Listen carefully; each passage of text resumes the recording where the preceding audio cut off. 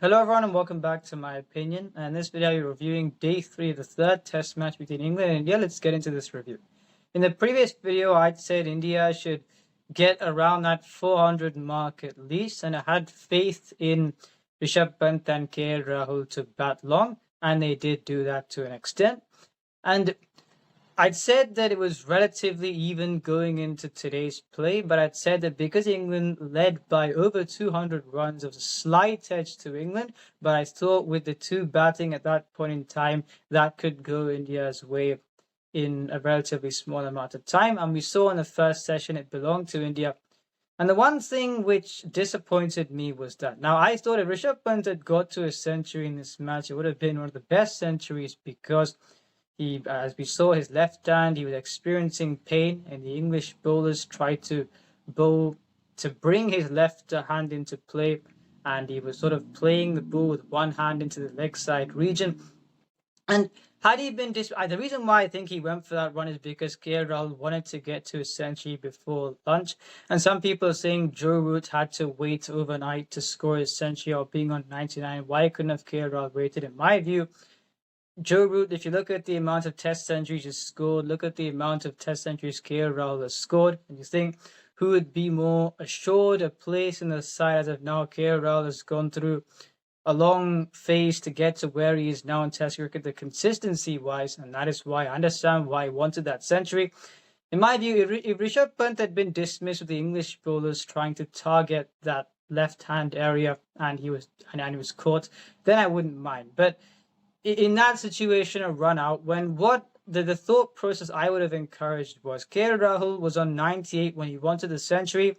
He was then dismissed at 100. Now, if he dismissed 2 runs later as he was, and Rishabh Pant, we saw he was dismissed because I thought KL Rahul, the century dynamic was there. 250 for 5 after a very good first session, and you still trail by 130, you can be bowled out. So that's what my thought process would have been, and I would have conveyed that. But unfortunately, you saw those 2 quick wickets fall. And had they not been dismissed at that point in time, India could have got that 450 mark, and they would have been going with a big advantage into day 4. Unfortunately, that's not been the case. As a minimum, they've equaled England's first innings, and I think on a surface which is still, I think, will get tougher on day 4 and day 5. It's not been the easiest to bat compared to a typical Lord's pitch on day 2 and 3. I thought India should have got more because they were 330 for 5, then 365 for 6, and I thought the bowlers at the end would at least score 10 runs each. Dish Kumar Reddy scored a gritty 30, Washington at 21. I expected those two to score. And Jadeja, people after the first test were saying that this would be his last series, which I thought was nonsense then, and he proved why it would be nonsense, that rhetoric. Another very good knock from him.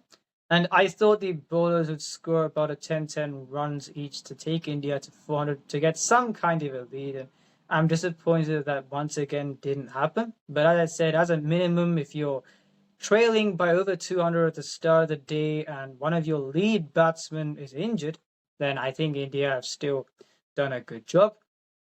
And I mentioned it before and in the previous video, and I'll say this again, you're looking at the workloads of the England bowlers. I'd said if Jofra Archer bowls a minimum of 20 overs in an innings, he will feel the strain not too far down the line.